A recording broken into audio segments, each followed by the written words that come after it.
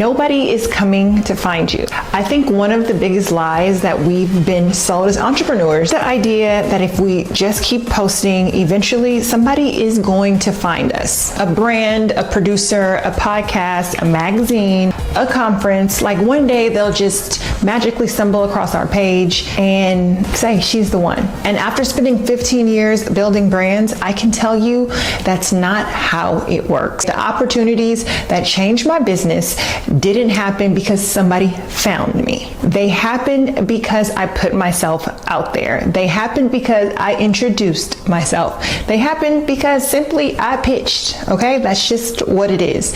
I'm not someone that went viral and had these millions of followers. I literally had to do the work and pitch myself. And that's exactly what I want to teach you throughout this series, because I genuinely believe there are women watching this right now who are incredibly talented, but nobody knows that you exist. Not because you're not good enough, but because you're not putting yourself in rooms that you deserve to be in. And the magic saying, no one is coming to save you, is so true. So today we're going to talk about pitching, what it actually is, why it actually matters, who you should be pitching to, and why this is one skill that completely changed the trajectory of my business. Now, before we jump into the fireworks, I want to tell you a little story. When I first started my agency, nobody knew who I was.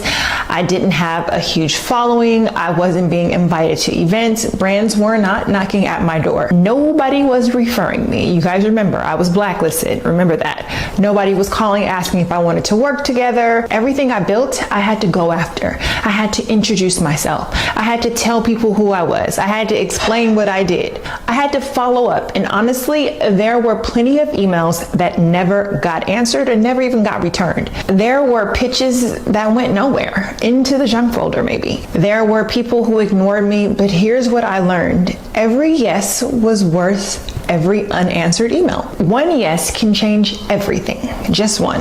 One can change everything. One can start off your portfolio. One can introduce you to the right people. So just keep being persistent. One speaking engagement introduces you to another. One brand partnership leads to another. One podcast leads to another. One relationship opens the door to another. That's how businesses are built, not by waiting, by showing up. You guys know I always say this, I always stress this to you, you have to show up. So what is a pitch? I think we make pitching sound like way more scarier than what it actually is, but hear me out. Pitching is not begging. It's not convincing someone that you are worthy. It's not asking for a favor, okay? Pitching is simply introducing yourself to someone who doesn't know who you are yet. That simple. It's that simple. Think of it like that. You're simply saying, hi, such and such. Here's who I am. Here's what I do. Here's how I can help you. Here's how I can help you. That's all. The problem is, most women spend so much time worrying about whether someone is going to say no. They never give anyone the opportunity to say yes. And that's the bigger loss. Because if they don't know you exist, how could they ever work with you? You always have to take yourself out of the equation. Stop thinking things are personal. It is simply not. It is simply strategy, okay? Why women don't pitch. I've noticed something over the years. Women don't usually avoid pitching because they don't know how. I think they avoid pitching because they don't think they're ready. They don't think they are worthy. Once you get that kick in the butt and you're like, I've got this, I've been performing, I can do this, then you're ready to pitch to everybody. You may say to yourself, I'll wait till I have more followers. I'll wait until my website is finished. I'll wait until my branding is better. I'll wait until I'm making more money. I'll wait until I feel more confident. Those are all just simply excuses, and you are leaving money and experiences and opportunities on the table, because confidence doesn't come before action. Confidence comes when you took action. Then you're like, okay, I could do that. I've never met a successful entrepreneur who felt 100% ready. There's always some little nerves in there, some little doubts in there. Not one. At some point, you just have to decide to go. Followers don't close deals either. This is another myth that I really want to break. You don't need to have a huge audience to build a personal brand, okay? Brands are not only looking for a follower count. Back in the day, that was the case, but now they're more hip, they're more savvy. They want people with their own community, their own voice, voice and someone that can actually just deliver the content in a way that speaks to their customer. So they're looking for alignment. Can you communicate with the people they're trying to reach? Do your values align? Does your audience trust you? Can you create good content? Can you represent the brand well? Okay, these are things that they are thinking about. Can you, I've seen women with 3,000 followers land incredible partnerships. It's just the lay of the land. And I've seen women with 300,000 followers struggle because they had no direction, no personality, and just simply no creativity. So followers are one metric, but trust is the real metric. Who should you pitch to?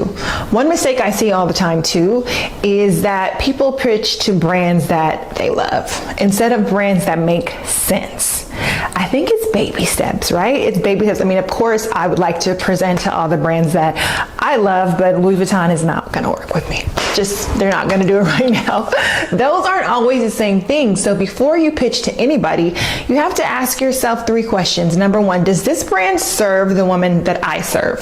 Number 2, would I actually use this product if nobody paid me? Number 3, would this partnership move my brand forward? You always have to go back to your strategy, ask yourself those questions, look at those pillars and see if it makes sense. If the answer is yes, add them to your list. If not, keep it moving because every partnership should strengthen your brand, not confuse it. Now, here's a real example. I'll give you actually a recent example of what happened to me. My family was invited to Sesame Street Place, and you guys, we had such a good time. That's a whole nother story. You have to go look at my reel on my page, but we had such a good time. So we received tickets, VIP wristbands, VIP parking, lightning passes, VIP meet and greets, and people saw the pictures, people saw the fun, but what they didn't see was the pitch, the media kit, the preparation, the email, the opportunity didn't magically appear. I wasn't DM'd by Sesame Street, although I wish that I was, but I just don't put my family on social that much. So I'm not in their key, partners to work with.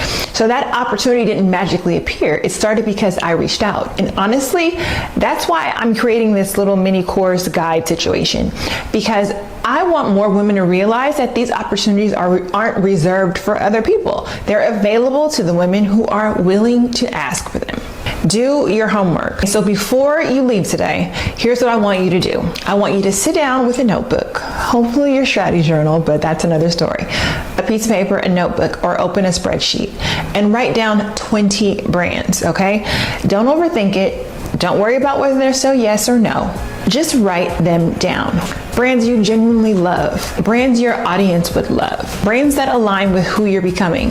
That's your starting point, because on the next episode, we're going to talk about how to position yourself. So when those brands look at your page, they immediately understand who you are and why you're a good fit. If there's one thing I hope you take away from today's episode, it's this. Nobody is coming to discover you. You have to introduce yourself, okay? And once you stop waiting to be chosen, you'll realize you've had the power all along. The women getting the opportunities that you want, they're not necessarily more talented. They're just putting themselves out there. They're putting themselves in the rooms. So this week, start introducing yourself. Whether it's through a DM, that's how I start organically a lot of the relationships that I've built, because your next big opportunity might be one email away, one DM away. And if you haven't already downloaded the strategy sheets, that's your first step, because we gotta get alignment with our pillars, right? So because every great pitch starts with a great strategy. If you're ready to learn my entire pitching framework, from your brand shoot to your EPK to finding contacts, writing emails, and my 555 method, make sure you join the wait list for the art of getting a yes. Doesn't that sound good? The art of getting a yes guide. I'll see you in episode 2.